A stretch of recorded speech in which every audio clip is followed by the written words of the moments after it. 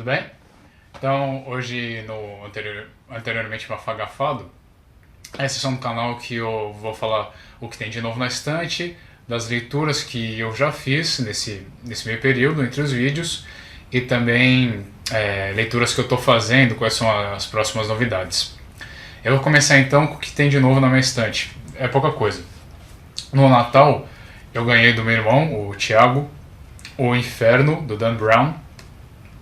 O Dan Brown é um escritor que eu tenho uma relação um pouco conturbada, porque eu gosto dos livros dele, mas eu não gosto eu sei que ele não é realmente lá um bom escritor, mas eu estava interessado em ler O Inferno também. Gostei muito do Código da Vinci e eu já li o Fortaleza Digital dele também, mas eu tenho vontade de ler mais coisas. Depois, eu ganhei da Tati, e eu vou deixar o vlog dela marcado aqui, o Serena, do Ian McQueen. Que a gente se conheceu, né? A Tati lá de Sergipe, eu também conheci a Agna, também conheci a Denise, conheci a Luara, teve um encontro grande aqui em São Paulo, entre os blogueiros, e todo mundo ficou se conhecendo, foi uma coisa muito legal. E eu ainda de cabo ganhei esse presente da Tati, da linda, da Tati, ela deixou uma dedicatória aqui pra mim. Ela disse que leu o livro, que gostou, mas só não acho que vai ler de novo, então ela decidiu passar pra frente. Então obrigado, Tati. Também, de presente, só que dessa vez a Denise, A Revoada, do Gabriel Garcia Marques.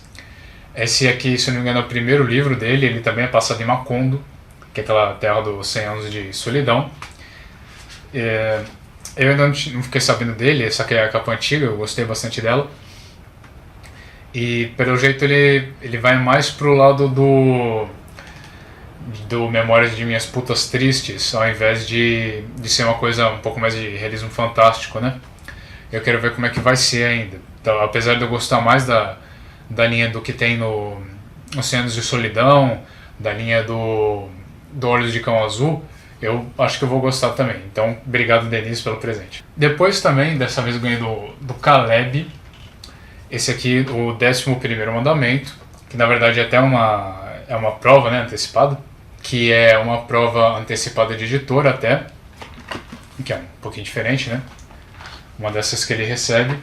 Ele estava passando os livros para frente, então, né, os que ele já tinha lido, e esse aqui vai ficar inclusive meio que circulando entre o pessoal dos blogs. Esse aqui é um livro que eu estava com vontade de ler faz um tempinho, eu fiquei interessado pela capa, fiquei interessado pela sinopse, e eu vou ver onde é que não arranjo tempinho para ler ele também. Bem, de novidades então foram isso. Não estou comprando muita coisa agora, estou meio que me segurando, estou precisando. Mas no meio tempo teve então as leituras feitas. No meu último vídeo eu esqueci de comentar, nesse anteriormente Mafagafado, eu esqueci de comentar um livro que deveria ter aparecido naquele vídeo, que foi o Esperando Godot, do Samuel Beckett. O Esperando Godot, ele é uma peça de teatro que vai falar, é uma coisa bem minimalista, né? Ele vai falar sobre dois personagens, que são o Vladimir e o Estragon, e eles estão num determinado cenário onde só tem um morro e uma árvore, e eles estão exatamente fazendo isso, esperando Godot, que eles marcaram para falar com ele naquele ponto, naquele local. Só que a peça é sobre eles esperando o tempo todo. Eu gostei muito dessa peça, eu nunca tinha lido teatro ainda, eu já tinha visto a adaptação, na verdade fizeram a peça e filmaram, né, a peça, não é exatamente uma adaptação para o cinema. Eu esqueci o nome do diretor agora. Eu fiquei meio confuso na época por tudo que eu estava vendo, mas depois que eu li realmente a peça do Beckett, que eu fui me entender melhor com ele, que eu fui entender o que ele estava dizendo. Os personagens dele são ótimos para representar você ou qualquer outra pessoa, porque eles são personagens meio que simples, meio que banais, e apesar de terem muita personalidade, então dá para eles se encaixarem em muito lugar. O Beckett vai utilizar uma escrita muito rápida, de falas muito inteligentes, um diálogo muito dinâmico, pouca coisa realmente acontecendo, para falar de vários assuntos. O Esperando Godot vai sair resenha, eu espero que ainda essa semana, vai ter uma resenha só para ele, então eu não vou falar muito agora. Bem, depois, o próximo que eu li foi o Liberdade, do Jonathan Franzen. O Liberdade, ele foi lido por Leituras Compartilhadas do blog O Explanador. Esse Leituras Compartilhadas acontece todo mês, ali na Livraria da Vila, do Shopping Higienópolis, se eu não me engano. E a gente é escolhido um livro e depois todo mundo lê e a gente senta para discutir, depois sai para comer alguma coisa. O Liberdade do Franzen, ele é um calhamaço, e eu tinha a impressão durante o livro de que enquanto eu lia, ele estava escrevendo, sabe, mais páginas e colocando ali no meu livro sem eu perceber.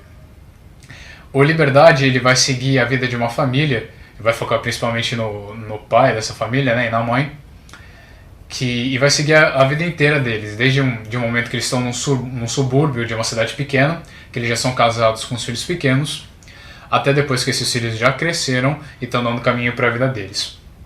O Liberdade, ele é um discurso muito longo, basicamente sobre política ambiental, política humanitária, política de população.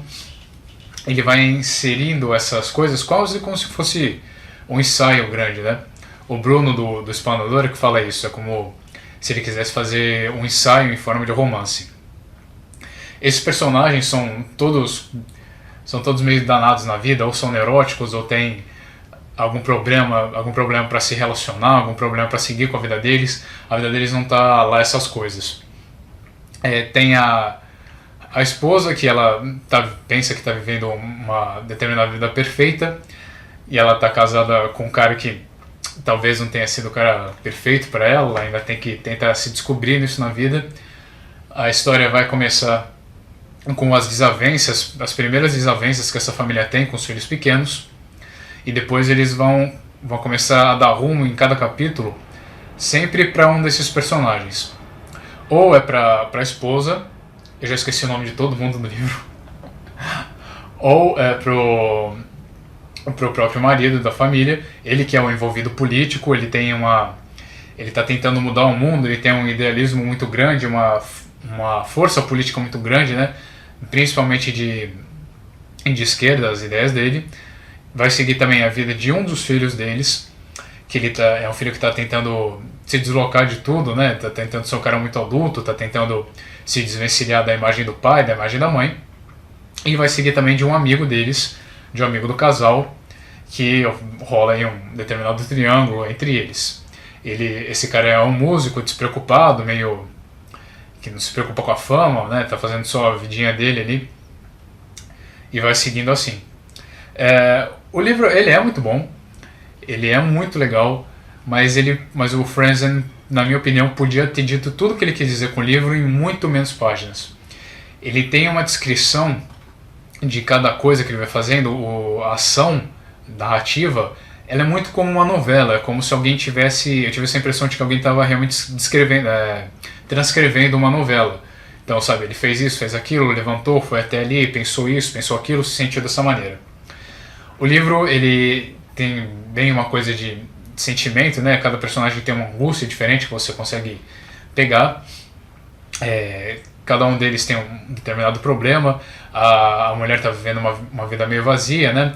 A gente está descobrindo com ela quais são os perigos de você não tentar seguir mais com a sua vida, de como que você pode de repente estar numa vida sem motivação, sem amor pelo aquilo que você está fazendo, né? E quando essa coisa do desinteresse conjugal que pode surgir. O marido dela, que é esse cara totalmente político, ele quer mudar o mundo, mas ele não está fazendo isso de uma maneira, sabe, prática, uma maneira que vá realmente dar certo. Ele está se enrolando cada vez mais na política, ele está tentando jogar com a política, mas a política joga com ele, na verdade. Depois tem o Katz, esse eu lembro o nome dele, é o Richard Katz, que é esse músico que não quer nada com a vida, mas a vida dele também não... Apesar dele ser o personagem mais estável, a vida dele também não está indo para muito lugar, para lugar nenhum de verdade. E tem o filho desse casal, e esse cara, ele está tentando ser o oposto do pai dele, então ele está sendo muito de direita, ele está se envolvendo em políticas mais sujas, assim, ele está começando a descobrir a vida dele. Só que, e nisso, né, ele é um cara que se despreocupa também com as mulheres, com quem ele vai ficar, com quem ele deixa de ficar.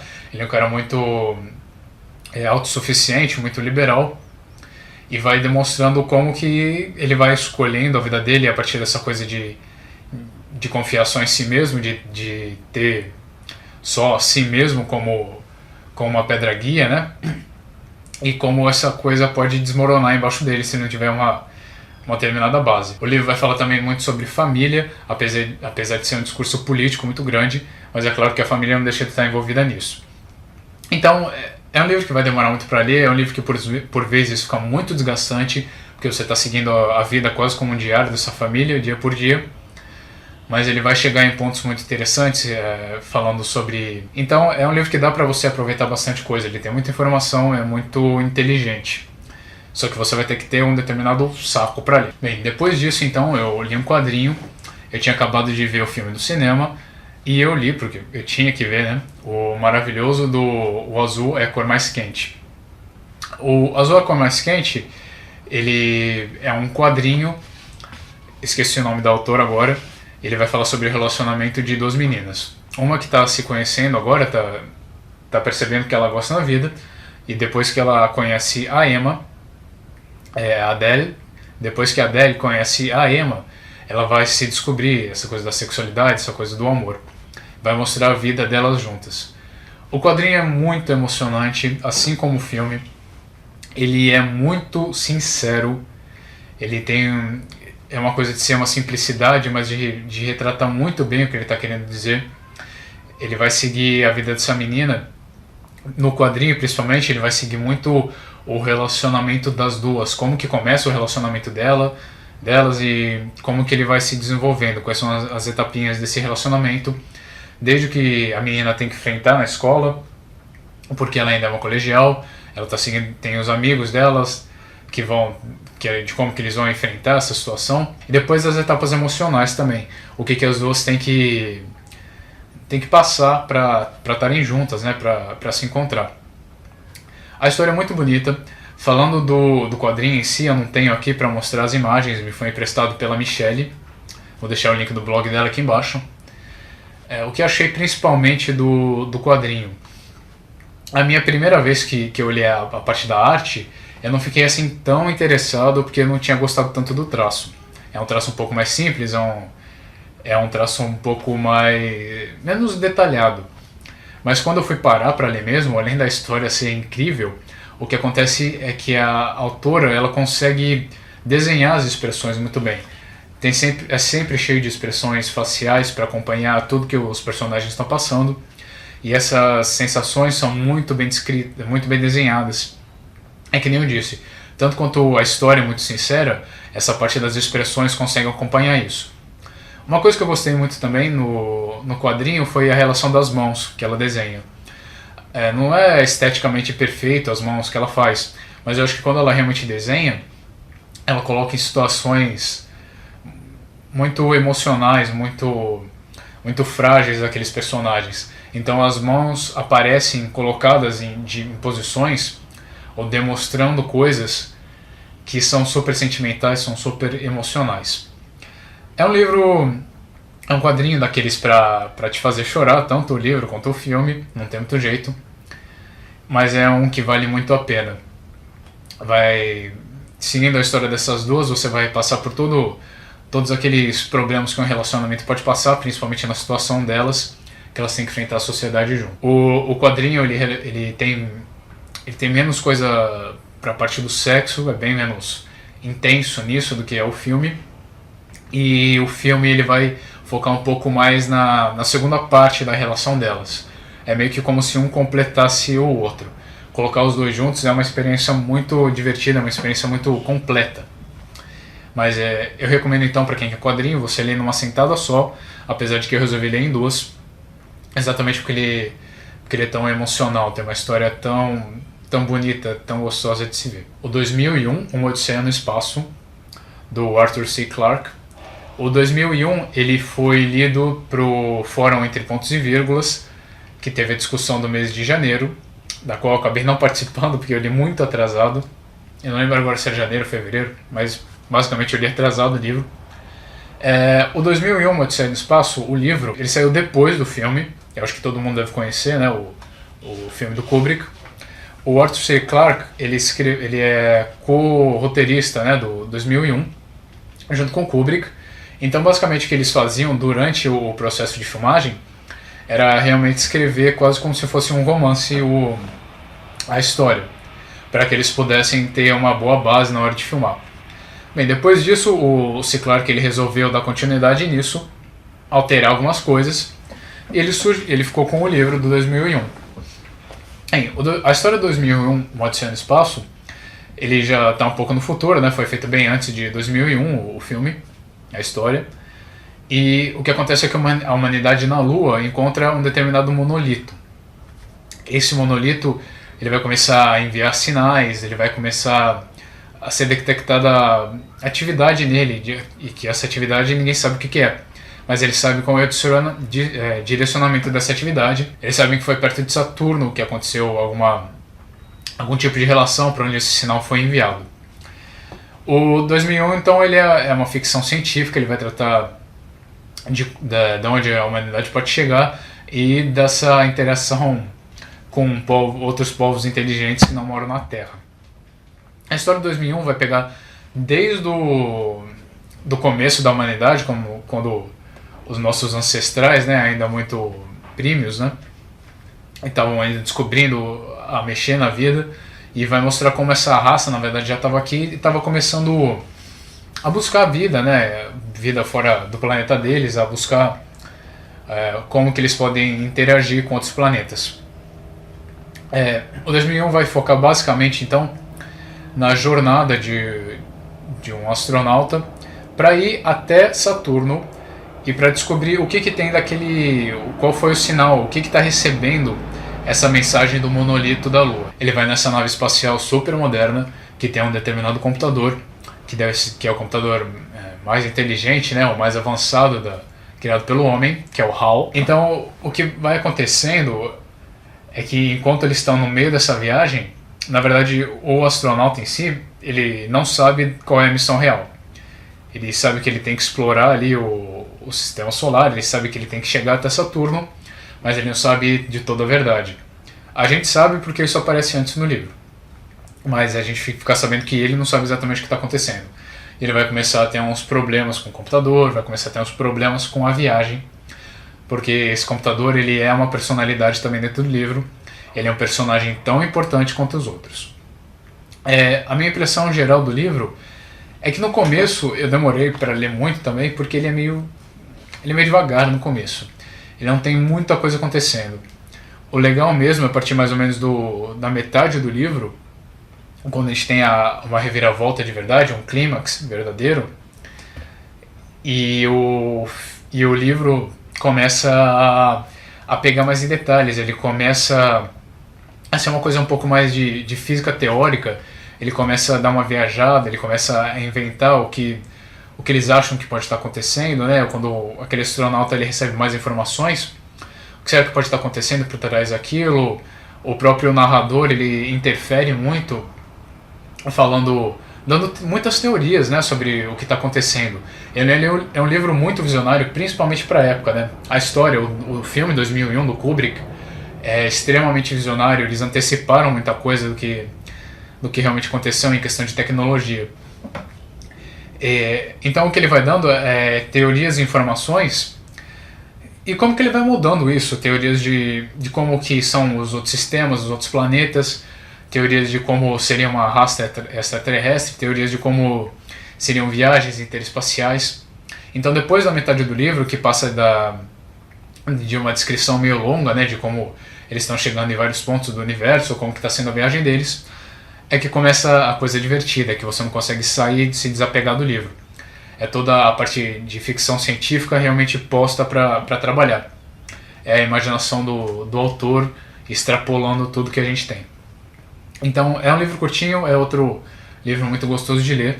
E quem lê, a gente convida, né, para passar lá no fórum Entre Pontos e Vírgulas, que tem a discussão. Tanto os vídeos do pessoal, que falam um pouquinho mais a fundo, quanto os posts que vão discutir, né, capítulo por capítulo, ou o que cada um está achando.